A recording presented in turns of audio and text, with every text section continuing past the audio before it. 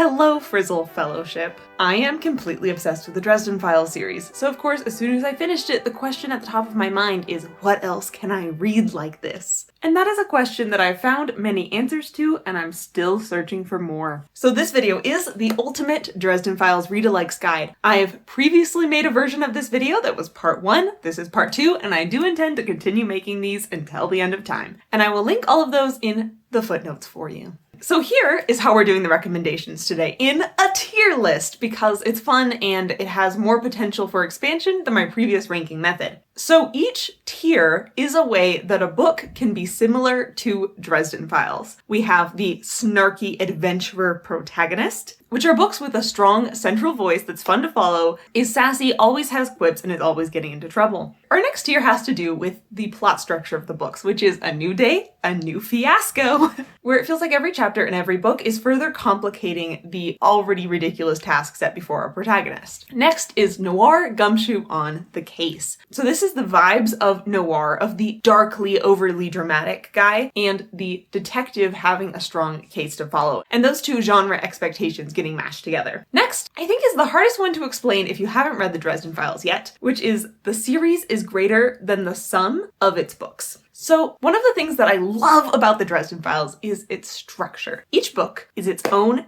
episodic adventure. You could theoretically pick up almost any book in this series and understand enough what was going on to completely enjoy it. However, should you read these books out of order? No way, because the series itself builds on each installment. That because you have read every previous book in the series, you're going to appreciate this next one even more. Through the little hints of the mysteries that the series has given you, through the world building details that slowly gets laid out for you through the entirety of the series, through the character development and relationships, through it all. So if I'm looking for a Dresden Files read-alike, I'm not just looking for something that is similar in genre or in tone or in character, I also want a series that will do it for me like the Dresden Files does. And then we have miscellaneous books that do not neatly fit into any of these categories. And then within each tier, we're ranking them. So the farther left a book is in the tier, the more I liked it. Doesn't necessarily mean you're gonna like it more, but I don't know. I trust my own taste. Do you? You don't have to answer that, it's fine. So the first 12 books we have laid out here are the ones I've already talked about and ranked in the previous part of this video. So I'm just going to quickly put these up here so we can interweave the new ones. And there we have it. Let's start talking about new books.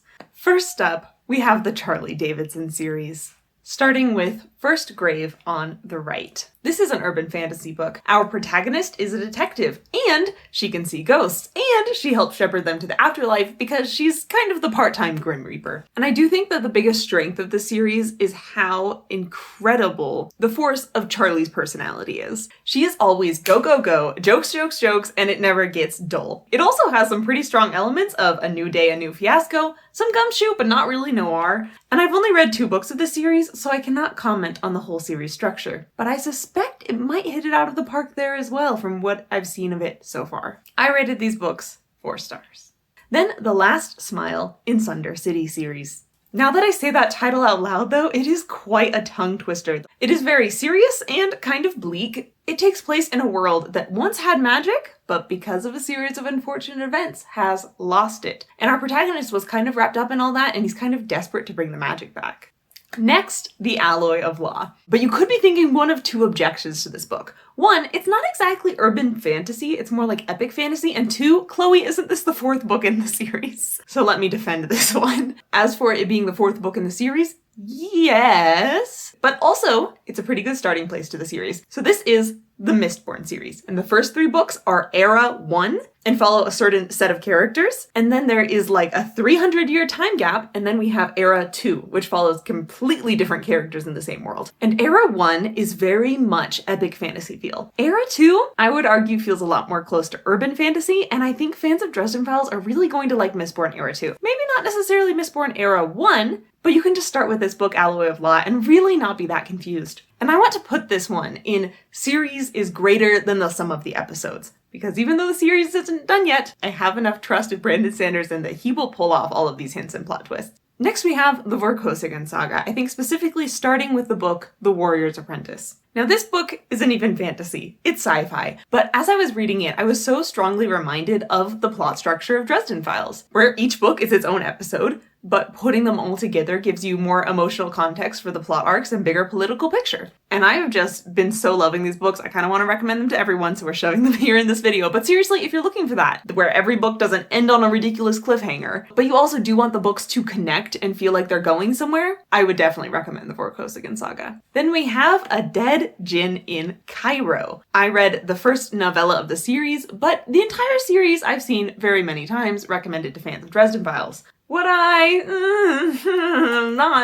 Not really. I felt like this book was sorely lacking in like character development, but if what you love about Dresden Files is the vibe of a noir gumshoe on the case mixed in with magic, these are your books. This vibe of steampunk is the core of these books and is so strong. So if you're looking for that urban fantasy adjacent steampunk, where the plot is propelled forward by murder mysteries, this one's fine. Then, War for the Oaks! This does not fall neatly into any of the recommendation categories, so it gets to be put into miscellaneous. Here's the element of Dresden Files that I would recommend this book for, is the core urban fantasyness, particularly the world of the Fae, the Seelie and Unseelie courts having these ritualistic battles. Because the premise of this book is in 80s Minneapolis, the modern world is blissfully unaware of all the fairy politics happening around them, with the exception of our protagonist that gets strong-armed into participating in their war because they need a mortal in order to make some of their deathly magics work on the battlefield. So if one of the things you love about Dresden Files is the combination of like wicked, untrustworthy, but sometimes good allied fairies, and sometimes early 2000s, 90s, 80s kind of pre-Y2K vibes, this is a book that I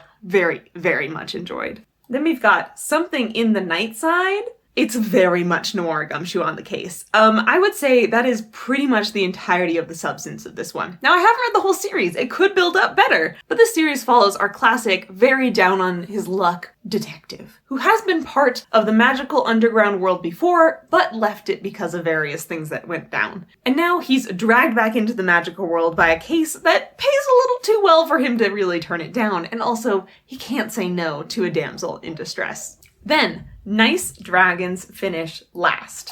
This is not the standard vanilla urban fantasy that Dresden Files is. This is only loosely urban fantasy. It's a world where magic is public, but not everyone has the power to wield it, where the technology is futuristic, like self-driving flying cars and stuff, and where a few decades ago there was an apocalypse of magic. But these books certainly fall into a new day, a new fiasco. And they are so fun with that delightful chaos you might be craving. These books follow Julius, a dragon who was recently disowned by his family for being too nice. He just wasn't good enough at disrespecting the humans. And so he kind of makes it his mission in life as his teenage rebellion to be as nice as possible. At the same time, he runs into a sorceress named Marcy, who's on the run from the magical mob. And they just get entangled in each other's problems, which continually escalate. I really thoroughly enjoyed these ones. Then, the Eric Carter books.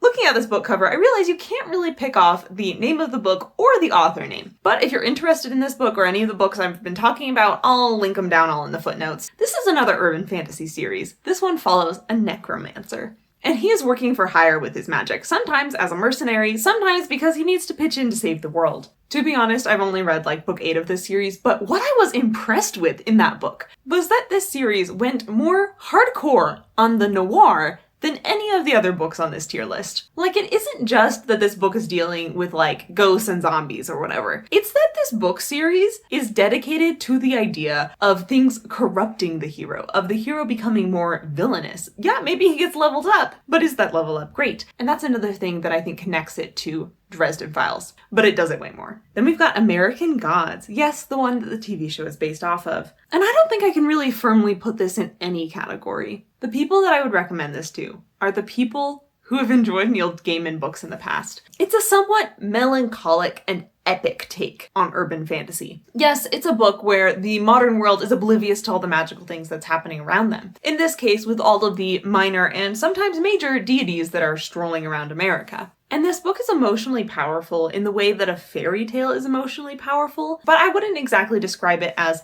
plot-focused or even character-focused. And it doesn't exactly have the delightful chaos feel of A New Day, A New Fiasco, and it's a standalone, so it doesn't really fit into any of the categories. But if you're looking for a slightly different flavor of urban fantasy, which is the genre of Dresden Files, this one is pretty renowned. Then we have The Maltese Falcon, last book on our list. This is the classic from the 1930s that is the epitome of the hard-boiled noir detective, where all of the books in this tier are kind of pulling their thematic roots. It does not have magic. It does have a noir gumshoe on the case, and it's pretty okay. You can definitely see it as the proto-example of many of the noir tropes. Like our detective protagonist is somewhat depressed and listless sometimes, or that he's a misogynist, or that there's lots of betrayal happening in the plot. It was fine. I gave it like 3 stars. And that is, for now, until I make a new one, the ultimate Dresden Files read-alikes guide. And if you liked me giving recommendations here, me giving you personalized book recommendations is one of the perks I offer to my patrons, along with many others, including a book club for only $2 a month. And if you have any recommendations for me that are similar to Dresden Files, please let me know in the comments. Pretty please, I want them so bad. Thank you for watching.